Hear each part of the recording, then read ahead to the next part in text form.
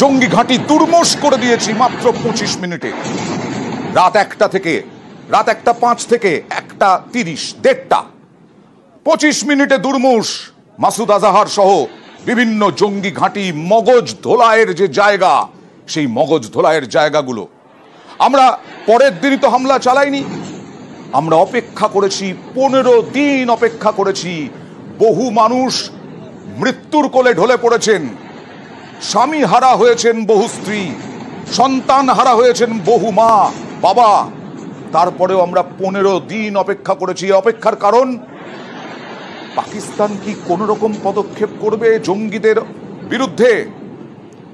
সে আশা একেবারেই ভুল ছিল বলা যায়, কারণ পাকিস্তান কখনো জঙ্গিদের বিরুদ্ধে পদক্ষেপ করবে এটা আশাতীত।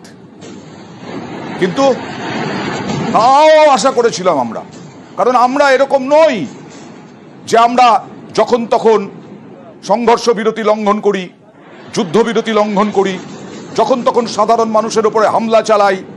আমরা এরকম নই, আমরা অনেক ধৈর্য ধরি, আমরা স্ট্র্যাটেজি, কৌশল গুছিয়ে রাখি। আর তাই 15 দিন খুব গুরুত্বপূর্ণ।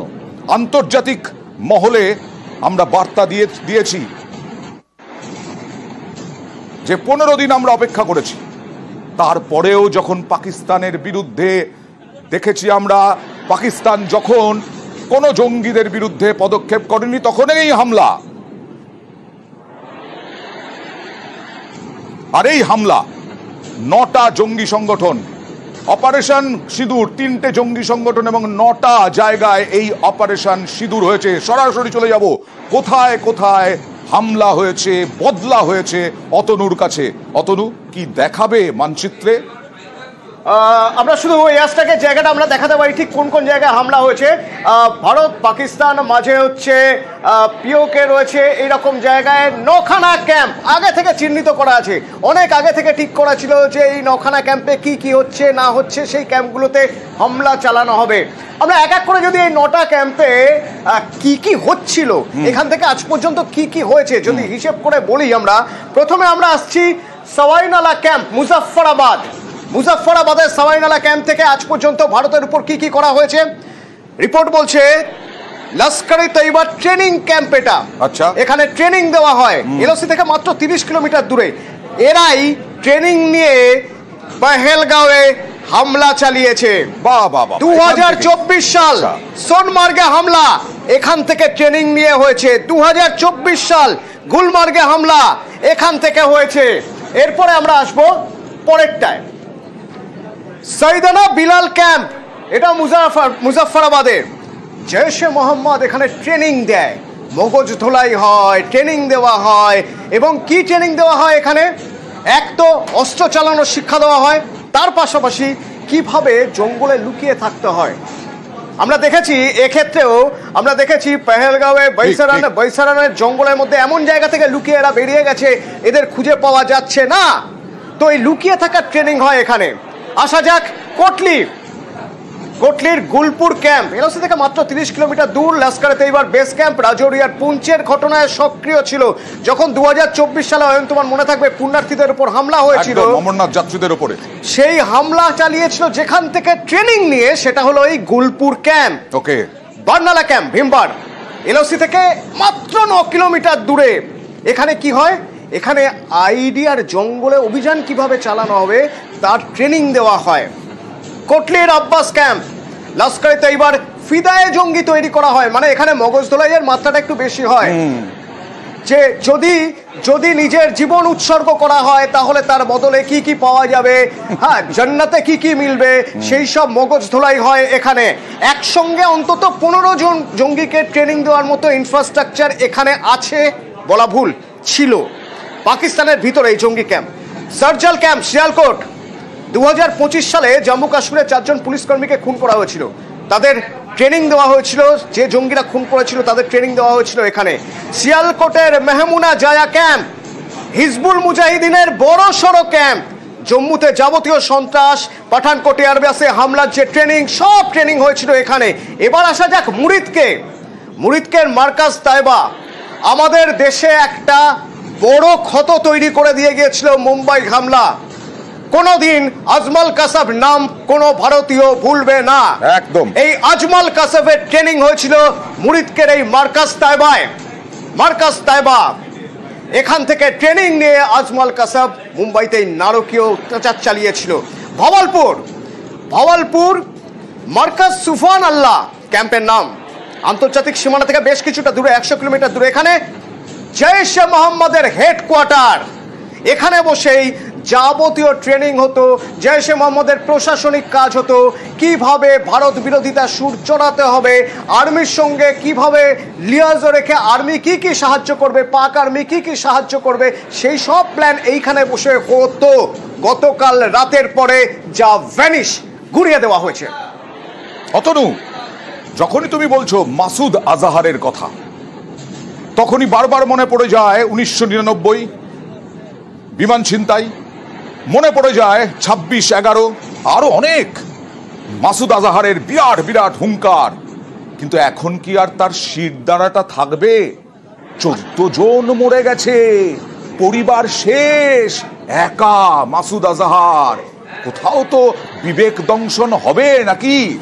না, মাসুদ আজহারের কোনো বিবেক দংশন হবে না। আচ্ছা, কারণ মাসুদ আজহার তো একা নেই, মাসুদ আজহারের সঙ্গে পাক আর্মি রয়েছে, রয়েছে। হ্যাঁ, মাসুদ আজহার রয়েছে সেফ হাউসে। কোন সেফ হাউস? যেন তেন সেফ হাউস নয়, পাক আর্মির সেফ হাউসে। অর্থাৎ মাসুদ আজহারকে চারদিক থেকে পাক সেনা তারা পাহারা দিচ্ছে। কি চমৎকার ব্যাপার! আর তার পরিবার পড়ে মরল আলাদা জায়গায়, আর সে একা এখন বেঁচে থাকবে। এবার চেষ্টা করে যাবে কিভাবে বদলা নেওয়া যায়, নাকি আরো নৃশংস হবে। হতে পারে আরো নৃশংস হতে পারে। তবে সবচেয়ে গুরুত্বপূর্ণ হলো, যতই নৃশংস যাই হোক, তাদের সম্পূর্ণ মদত জুগিয়ে যাবে পাক আর্মি, এটা প্রমাণিত। একদম। পাকিস্তানের সেনা কোথায়? সবই তো জঙ্গি দিয়ে হামলা হয়। একটা স্যাটেলাইট ছবি, একটা উপগ্রহ চিত্র আমাদের সামনে এসেছে। দেখুন, এটা এমইএ থেকেও দেখানো হয়েছিল যে এইভাবে যে যে জায়গায় হামলা হয়েছে, যে যে জায়গায় বদলা হয়েছে, যে যে জায়গায় পাক জঙ্গি ঘাঁটি ধ্বংস হয়েছে, যেমন কোটলি, এটা কোটলির ছবি দেখছেন, এটা স্যাটেলাইট পিকচার, একেবারে উপগ্রহতে ধরা পড়েছে, উপগ্রহের ছবি ধরা পড়েছে। এইখানেই এইভাবেই টার্গেট করা হয়েছে স্ক্যাল্প হ্যামার মিসাইল দিয়ে। অপারেশন সিঁদুর কারার, সিঁদুর মোছার বদলা হচ্ছে এই কোটলি গুলপুরে। এইভাবে বদলা, অপারেশন সিঁদুর। আর ভারতের এটা তো থাপ্পড়, কিছুই হয়নি। ভারত চলে গেছে 100 কিলোমিটার দূরে। পহেলগাঁও হামলার জোরদার বদলা এইভাবেই আমরা নিয়েছি। পাক জঙ্গি ঘাঁটিতে মিসাইল হামলা, ধ্বংস 9টা ঘাঁটি শুধু নয়, 3 জঙ্গি সংগঠন, লস্করে তৈবা, জৈশে মোহাম্মদ, হিজবুল মুজাহিদিন। আর মাসুদ আজাহারের নাম শুনলেই ভারত ঘৃণায়, ধিক্কারে, ভয়ঙ্কর রকমের ধিক্কার জানায় মাসুদ আজাহারকে।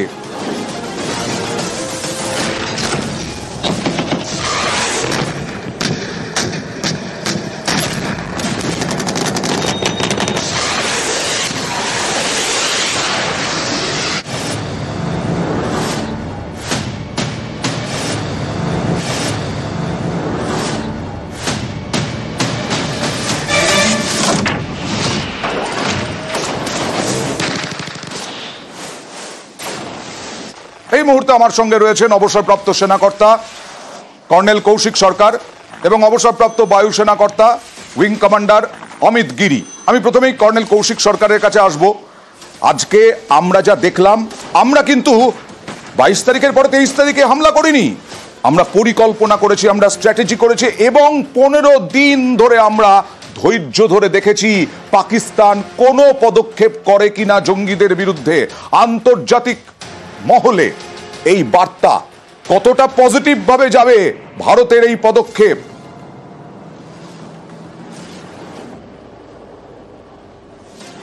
ভারত যে পদক্ষেপটা নিল, এই যে একটা টোটাল রিস্ট্রেন্ট দেখিয়ে কাজটা করলো, এইটার একটা পজিটিভ ইনফরমেশন কিন্তু পুরো ওয়ার্ল্ডের কাছে যাবে যে you strike me, I strike you back so hard that তুমি দাঁড়াতে পারবে না। সেই মেসেজটা তো যাবেই। তৃতীয় মেসেজ যাবে যে আমরা যদি ঠিক করেছি এই টার্গেটকেই আমরা টার্গেট করব, সেটা আমরা নেব। এবং তৃতীয় হচ্ছে যে আমরা কোনো কোলাটারাল ড্যামেজে বিশ্বাস করি না এবং আমরা নিরীহ মানুষদেরকে মারার কথা চিন্তা করি না। আমরা কোনো মিলিটারিকে টার্গেট করিনি, আমরা করেছি টেররিজমকে। আমরা টেররিজমকে মুছে দিতে চাই, কিন্তু যারা টেররিজমকে সাপোর্ট করছে তারাও কিন্তু বাঁচবে না। এইটা কিন্তু ভারত একটা ক্লিয়ার মেসেজ ওয়ার্ল্ডকে দিয়েছে। আমি চলে যাব উইং কমান্ডার অমিত গিরির কাছে। মিস্টার গিরি, উইং কমান্ডার গিরি, আজকে আমরা যে প্রত্যাঘাত, যে বদলা নিলাম, এটা ভারতই পারে যে নির্দিষ্টভাবে একেবারে শুধুমাত্র জঙ্গি ঘাঁটি ধ্বংস করা, সাধারণ মানুষকে মারা আমাদের কোনো উদ্দেশ্য নয়। এটাও আন্তর্জাতিক মহলে কতটা ইতিবাচক প্রভাব পড়বে? অ্যাকচুয়ালি এটা আজকে যে অপারেশন আর কাল রাতে যে অপারেশনটা হয়েছে সেটা এখন অব্দি যা নিউজ এসছে তার হিসাবে ইউনিক, এরকম অপারেশন কোথাও হয়নি। অপারেশন হয়, মিলিটারি অপারেশন হয়, এক মিলিটারি আরেক মিলিটারিকে অ্যাটাক করে, ওরা একদিকে সাকসেস হয় আরেকদিকে সাকসেসফুল হয় না। কিন্তু কালকের যে অপারেশনটা হয়েছে, একটা মিলিটারি গিয়ে ভেতরে ঢুকে আরেকজনের জাস্ট যতটা অবজেক্টিভ ছিল, যত জঙ্গিগুলো ছিল ওদের মেরে ফিরে এসছে। কোনো কোল্যাটারাল ড্যামেজ নেই, কোনো মিলিটারি ড্যামেজ নেই। সিচুয়েশনটা এমন, আজ অব্দি মনে হয় বইতে কোথাও এখনো লেখা হয়নি এরকম এক সিচুয়েশন যেটা আমরা ক্রিয়েট করেছি। অ্যান্ড এটাও একটা পুরো ইন্টারন্যাশনাল ইয়েকে একটা মেসেজ পাঠানো হচ্ছে পুরো ইন্টারন্যাশনাল ফোরামকে, কি দেখো আমরা জাস্ট খালি যতটা চাই ততটাই, যতটা আমাদের দরকার আমরা ততটাই নেব, কিন্তু আমরা নেব, দ্যাটস ফর শিওর, আমরা সেটা নিয়ে থাকবো। আমি আমার আরো একটা প্রশ্ন আছে। আমাদের ধর্ম বেছে বেছে জিজ্ঞেস করে করে জঙ্গিরা খুন করেছিল, বহু স্ত্রীর সিঁদুর মুছিয়েছিল। আজকে বিদেশ মন্ত্রক সাংবাদিক বৈঠক যখন করলো, সাংবাদিকদের সামনে যখন ঘোষণা করছে, তখন দুজনেই মহিলা, এবং শুধু তাই নয়, একজন হিন্দু একজন মুসলমান। কি বলবেন? Big message by government of India পুরো ইন্টারন্যাশনাল ওয়ার্ল্ডকে দিয়ে। টেররিজমের কোনো রিলিজিয়ন নেই, জঙ্গিদের কোনো রিলিজিয়ন নেই, জঙ্গিরা জঙ্গি। আমরা যে রিলিজিয়ন, আমরা কোনো রিলিজিয়াস ইয়েতে বিলিভ করি না। আমরা জাস্ট আমাদের দেশের অ্যাজ এ আর্মড ফোর্সেস আমরা দেশের জন্য লড়ি, আমরা কোনো রিলিজিয়ন দেখি না। আর টেররিজমের কোনো রিলিজিয়ন নেই। যেখানে টেররিজম আছে, যে আছে তার ঘরে ঢুকে তার ঘর তাকে ধরে তাকে মার। That is the news, that is the যে খবরটা আমাদের পাঠানোর দরকার ছিল, সেটা আমরা বেশ ভালোভাবেই পাকিস্তানে ওটা পাঠিয়ে দিয়ে এসেছি। বেশ, এবার যেটা বলছিলাম, দুজনেই মহিলা, দুজনে দুই ধর্মের, ধর্ম জেনে জেনে জঙ্গিরা খুন করেছিল। আর আজকে বিদেশ মন্ত্রক অভিনব পদক্ষেপ করলো, সাংবাদিকদের সামনে যখন বদলার ঘোষণা হলো। 6 से 7 मई 2025 की रात 1:05 से 1:30 बजे के बीच भारतीय सशस्त्र बलों द्वारा अंजाम दिए गए ऑपरेशन सिंदूर के बारे में जानकारी देंगे। ऑपरेशन सिंदूर 22 अप्रैल को पहलगाम में हुए विभत्स आतंकवादी हमले के शिकार मासूम नागरिकों व उनके परिवारों को न्याय देने के लिए लॉन्च किया गया था। इस कार्रवाई में 9 टेररिस्ट कैंप्स को टारगेट किया गया और पूरी तरह से इसे बर्बाद किया गया।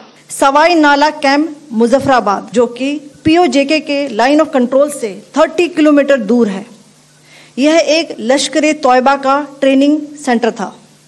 20 अक्टूबर 2024 सोनमर्ग, 24 अक्टूबर 24 गुलमर्ग, 22 अप्रैल 2025 पहलगाम, इन हमलों के आतंकियों ने यहीं से प्रशिक्षण लिया था।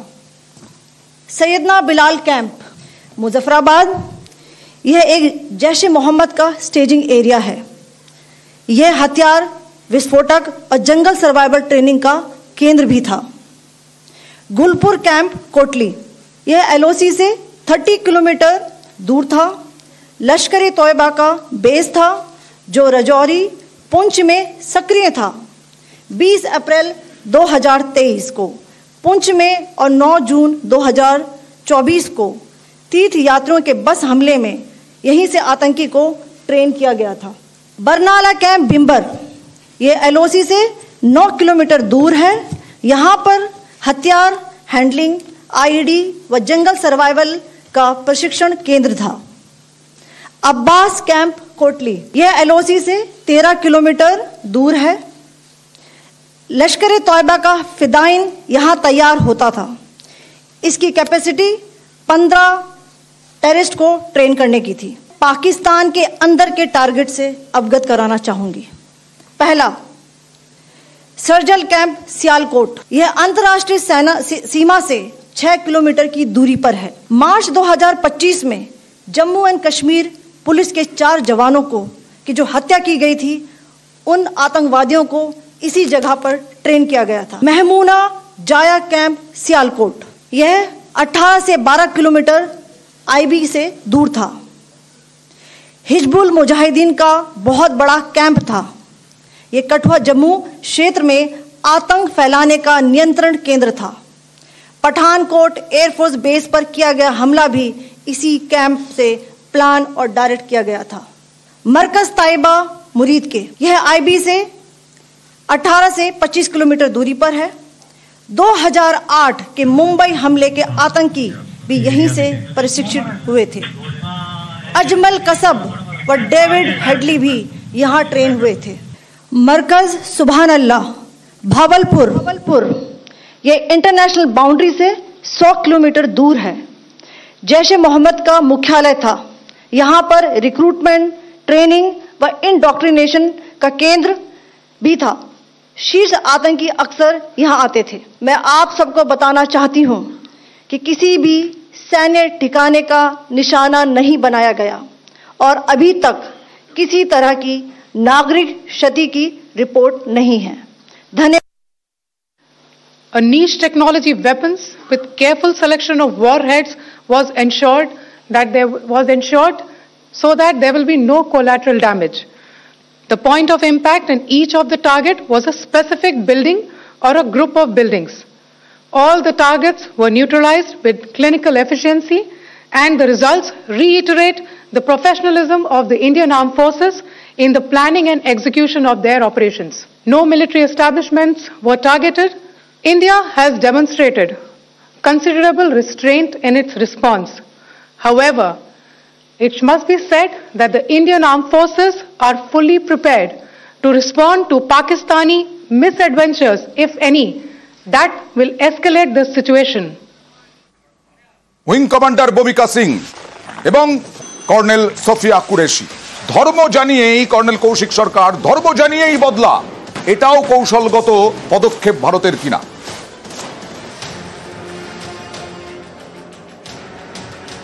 নিশ্চয়ই 100 বার। আমি যেমন একজন হিন্দু, কিন্তু আমি খ্রিশ্চান ব্যাটালিয়ন কমান্ড করেছি। আমি চার্চে যেতে কোনোদিন ইতস্ততা বোধ করিনি। আমার কাছে রিলিজিয়ন ইজ নো প্রবলেম। আমি সেকুলার, একদম সেকুলার, এবং আমি সব রিলিজিয়ন মানি। আমার ট্রুপসের রিলিজিয়ন হচ্ছে আমার রিলিজিয়ন। এইভাবেই আমরা বড় হয়েছি, এইভাবেই আমরা গ্রো করেছি লাইফে। আমি ছোটোবেলায় মস্কে গেছি, তার মানে এটা নয় যে আমি মানে হিন্দু মুসলিমের মধ্যে ডিভাইড করে দেবো। কেন করব? এইটা করছে হচ্ছে পাকিস্তানের জেনারেল আসিম মুনির। সে করছে এগুলো। সে কমিউনাল হারমোনি আমাদের ধ্বংস করার চেষ্টা করছে। সে চাইছে ইন্ডিয়াকে ডিভাইড করে দেবো। সে চাইছে যে একটা 2 নেশন থিওরি হবে। কিন্তু এইগুলো আমরা হতে দেবো না। তোমার নেভারিয়াস ডিজাইন যেটাই তুমি করতে যাবে, তোমার মিস অ্যাডভেঞ্চার তুমি যাই করতে যাবে, আমরা কিন্তু খুব শক্ত হাতে, একদম আমরা শক্ত হাতে এবং আমরা একজোট। কর্নেল কৌশিক সরকার, আরো একটা ছোট্ট প্রশ্ন, সেটা হচ্ছে অভিনব নাম এই অভিযানের, অপারেশন সিঁদুর, কেন? কি মনে হয় আপনার? দেখুন, 22 তারিখে 22 এপ্রিলে তোমরা নৃশংসভাবে আমাদের মহিলাদের কপালের সিঁদুর মুছে দিয়েছো। এইটার বদলা আমাকে নিতেই হবে এবং এটার শ্রদ্ধাঞ্জলি আমাকে দিতেই হবে। যে কারণে যখনই আমি একটা করে যে এলইটি বা জৈশ-এ মোহাম্মদ বা হিজবুল মুজাহিদিনের টেররিস্টদের উপরে আমি গোলা বারুদ চালিয়েছি, আমি 25টা